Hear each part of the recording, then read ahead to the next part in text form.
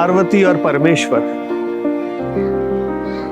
जो शब्द और उसके अर्थ की तरह एक दूसरे से जुड़े हुए हैं, मैं उनसे प्रार्थना करता हूं कि वो मुझे उन शब्दों को दे जो मेरे विचारों को अभिव्यक्त और संप्रेषित करने की क्षमता रखे।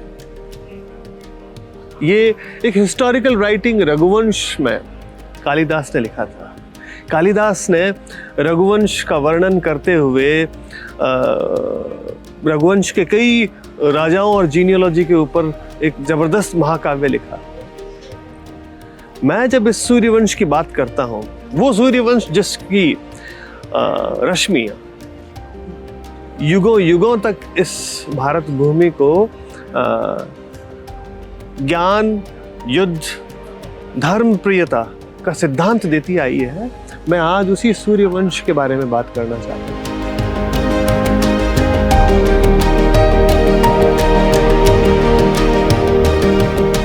हमारे पिछले 2 एपिसोड में हमने आपको राठौड़ वंश के बारे में ब्रीफ इंट्रोडक्शन दिया था और आपको बताया था कि हमारे वंशज भारत के इस विशाल भूभाग में कहां पर थे।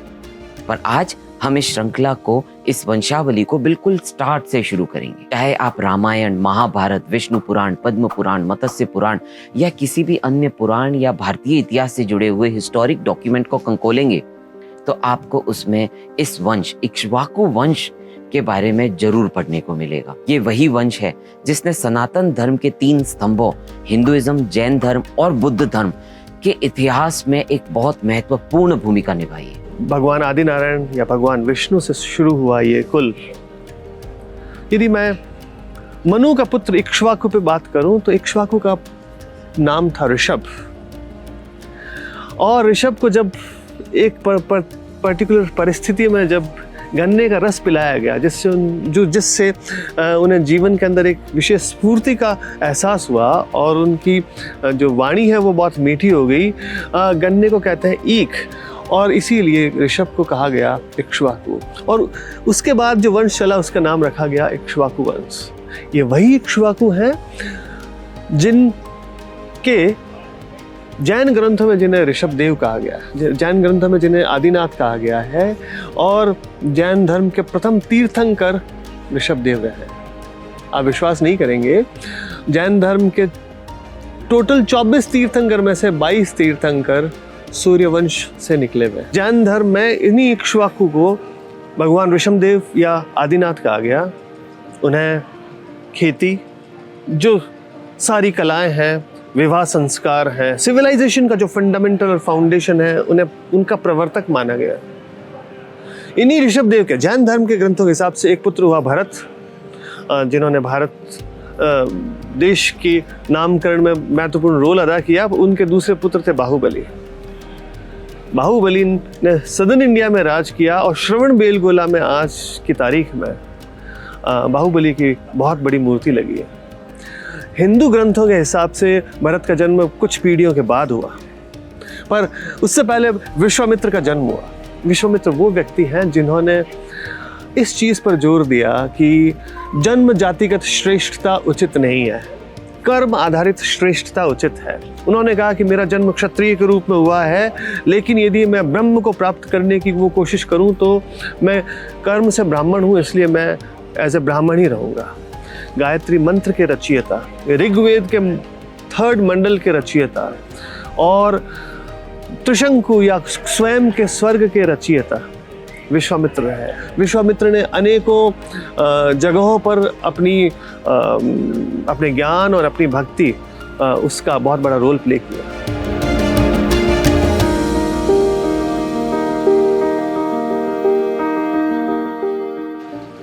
राजा हरिश्चंद्र जो इक्ष्वाकु वंश में जन्मे, एक स्वप्न में उन्होंने वचन दे दिया कि वो विश्वामित्र को अपना राजपाट दे देंगे। और अगले दिन जब विश्वामित्र उनके पास आए तो उन्होंने राजपाट सौंप दिया, पर जब उनके पास दक्षिणा नहीं थी तो उन्होंने स्वयं को काशी में एक चांडाल के यहाँ बेचकर उनसे जो मुद्रा मिली वो उन्होंने विश्वामित्र को अर्पित कर दी। आप समय का फेर देखिए कि जो एक बहुत बड़ा राजा था, इक्ष्वाकु वंश का कुलभूषण था, उन्होंने एक चांडाल के यहाँ पर नौकरी की।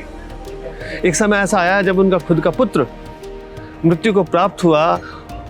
उनकी पत्नी जब उनके पुत्र को उस दाह संस्कार स्थल पर लेकर आई तो उन्होंने उससे कर मांगा, टैक्स मांगा, लेकिन उनकी पत्नी के पास कोई पैसा नहीं था। सो आदमी अपने कर्तव्य के और अपने व्यक्तिगत संबंधों के बीच में किस तरह से पिसता है, पर हमेशा सिद्धांतों पर अडिग खड़ा रहता है। ये राजा हरिश्चंद्र ने एग्जाम्पल दिया। उन्होंने कहा कि आपको कर देना पड़ेगा, क्योंकि जो मेरे मालिक हैं, जो चांडाल राजा हैं, उन्हें ये मुझे कर देना है। तो उनकी स्त्री अपनी साड़ी का आधा पल्लू फाड़कर उन्हें देने पर उद्यत हुई। उसी समय वापस विश्वामित्र आए और उन्होंने कहा कि ये तुम्हारी परीक्षा थी। पर जब मैं सोचता हूँ आज के इस दौर में जहाँ वचनों की कोई रक्षा नहीं, या वचनों के मामले में या प्रोमिसेस के मामले में हम बहुत कमज़ोर हैं, कई लोग जिन्होंने अपने सपनों में वचन दिए, उन्होंने किस तरह से उन्हें पूरा किया। जब हम उसी हरिश्चंद्र की बात देखते हैं कि राजा भरत हुए, जिनके नाम से भारत बना, या फिर एक गाना है, हम भारत के भरत खेलते शेरों की संतान से। उसी भरत के संतति में राजा सगर हुए, जिन्होंने अश्वमेघ यज्ञ करना चाहा, और जब उनके अश्वमेघ यज्ञ का घोड़ा इंद्र ने कपिल मुनि के यहाँ छिपा दिया तो उनके हजारों पुत्रों की मृत्यु कपिल मुनि के आश्रम में हुई और उनकी गति नहीं हुई। तो उनकी गति करने के लिए उन्होंने, राजा दिलीप ने, राजा भागीरथ ने बहुत प्रयास किए। आखिर में राजा भागीरथ वो थे जिन्होंने गंगा को स्वर्ग से जमीन पर उतारा। मैं आज के टर्म्स में कहूँ, फिजिकली कहूँ, तो हो सकता है कि उन्होंने गंगा का इस तरह से मार्ग प्रशस्त किया कि वो मैदानों तक आ सके और राजा सगर के उन हजारों पुत्रों को मोक्ष प्रदान कर सके। इसीलिए गंगा को भागीरथी कहा गया। यदि मैं उसके नेक्स्ट सीरीज में कहूँ तो राजा रघु हुए, जिनके नाम से ये रघुवंश बना। और एक सेंटेंस कहा जाता है, रघुकुल रीत सदा चली आई, प्राण जाए पर वचन न जाए। सो अतिथि सत्कार, अपने पास आए हुए उन सारे लोगों को रक्षा करना और अपने वचनों की रक्षा करना रघुकुल का एक विशेष कैरेक्टर रहा है। उसके बाद यदि हम देखा जाए तो एक ऐसे महान विभूति के बारे में जो हमारे रोम रोम में बसे, जिनके बारे में कहना कम चाहूँगा, क्योंकि सारी दुनिया जिनके बारे में बात करती है वो है राम। हमने एक बहुत कर्णप्रिय भजन है जिसके जब हम सुनते हैं उसके बारे में कि जम्बू द्वीपे भरत खंडे आर्यव्रते भारतवर्षे, है एक विख्यात नगरी अयोध्या धाम की मैं कथा सुनाता हूँ भगवान श्री राम की। भगवान राम के बारे में मैं ऐसा कह सकता हूँ कि यदि सागर का पानी शाही बन जाए और उन्हें यदि कागज़ पर उतारा जाए या आसमान कागज़ बन जाए तो भी कम पड़ सकता है। ये भगवान राम और उनका विराट जीवन था। भारतीय इतिहास में श्री राम जी की कहानी को किसी भी इंट्रोडक्शन की आवश्यकता नहीं। श्री राम जी का नाम मात्र अपने आप में एक जप के बराबर है, और ये बात मैं ऐसे ही नहीं बोल रहा हूँ। वेद व्यास जी द्वारा लिखी गई पद्म पुराण में महादेव जी और पार्वती जी के बीच में हो रही बात का एक दिलचस्प किस्सा है। पद्म पुराण के उत्तराखंड के 71 चैप्टर में महादेव जी पार्वती जी को एक जीवन का ऐसा रहस्य बताते हैं जिसमें विष्णु जी के सहस्त्र नामों को लेने मात्र से किसी इंसान के जीवन का उद्धार हो जाता है। उस पे पार्वती जी महादेव जी को बोलते हैं कि विष्णु जी के 1000 नाम हैं, इन 1000 नामों को याद रखना और उनका जप करना बहुत मुश्किल है, तो मैं क्या करूं? इस बात पर महादेव जी मुस्कुराकर पार्वती जी से कहते हैं, राम रामेति रामेति रमे रामे मनोरमे सहस्त्र नाम तुल्यम राम नाम वरानने। अर्थात हे प्रिय, विष्णु जी के 1000 नाम के बराबर सिर्फ राम राम राम जपना एक बराबर है। नाउ राम जी का नाम लेना मात्र, राम जी का नाम 3 बार लेना मात्र विष्णु जी के 1000 नामों के जाप करने के बराबर है। आई डोंट नो इस बात का आपके लिए क्या मायना होगा, बट मेरे लिए ये गूज़बम वाला मोमेंट है। जब भगवान राम अपने पिता के दिए हुए वचनों के कारण 14 साल के वनवास पर गए, सारा आसमान, पूरी अयोध्या जार जार रोई। आज भी आसमान जार जार रो रहा है। ये वो दुख के आंसू थे। 14 साल बाद जब भगवान राम वापस वनवास के बाद अयोध्या लौटे, वो खुशी के आंसू थे। भगवान राम के पुत्र थे कुश। कुश के पुत्रों की श्रृंखला में एक राजा हुए शुद्धोधन। राजा शुद्धोधन के पुत्र थे सिद्धार्थ। वही सिद्धार्थ जिन्होंने घर बार त्यागा और पूरी दुनिया को करुणा का संदेश दिया, और उनका नाम था गौतम बुद्ध। वो बुद्ध जो आज पूरी दुनिया में आप जिन पार्कों में, बड़ी बड़े म्यूजियम्स में, लोगों के घरों में जाएंगे तो उस बुद्ध की प्रतिमा आप पाएंगे, बुद्ध की करुणा का वो संदेश आप पाएंगे।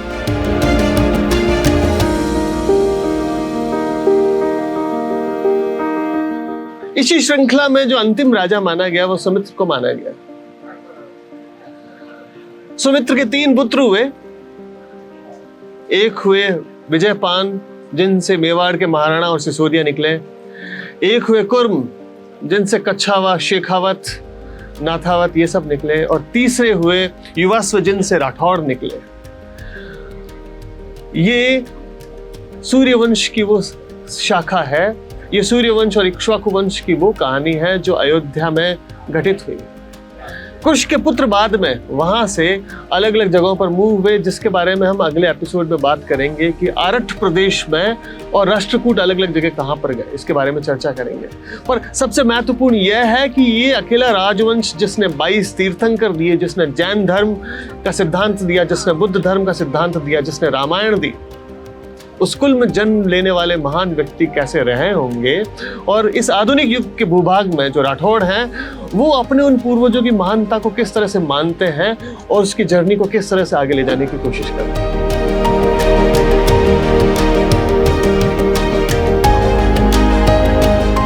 इतिहास को याद रखना और उसे आने वाली पीढ़ी तक पहुंचाना एक बहुत क्रिटिकल टास्क है। और इसी क्रिटिकल टास्क के बारे में विष्णु पुराण में बहुत अच्छी तरीके से समझाया हुआ है। विष्णु पुराण के 4 भाग के 24वें अध्याय में लिखा है कि वो श्रेष्ठ पुरुष, वो महान पुरुष जिन्होंने इस धरती पर जन्म लिया, जिन्होंने बहुत यज्ञ किए, जिन्होंने बहुत युद्ध किए, आज वो सिर्फ एक कथा मात्र रह गए हैं। वो प्रथु जिसने संपूर्ण सृष्टि पर विजय पाई, वो आज अग्नि में फेंके हुए रुई की एक ढेर के समान हो गए हैं। वो कार्तवीर्य जिसने 7 लोकों पर जीत का सुख भोगा, आज ये प्रश्न बन गया है कि वो कभी हुए भी थे या नहीं। भगीरथ, राम, लक्ष्मण, रावण, ये सभी इस भूधरा पे कभी चले भी थे या नहीं, या उनका जन्म कभी हुआ भी था या नहीं, ये एक क्वेश्चन बन गया है। ये बात मैं आपको इसलिए बता रहा हूँ कि विष्णु पुराण में भी लिखा हुआ है कि इतिहास को याद रखना और उसे अगली पीढ़ी तक पहुंचाना बहुत आवश्यक है। पर अगर ऐसा नहीं किया जाएगा तो हर चीज के ऊपर सिर्फ सवाल खड़े होंगे कि ये कभी हुआ भी था या नहीं। इन बड़े महान पुरुषों की एग्जिस्टेंस पर भी सवाल उठ सकता है, वो भी विष्णु पुराण में। तो हम तो कुछ भी नहीं है।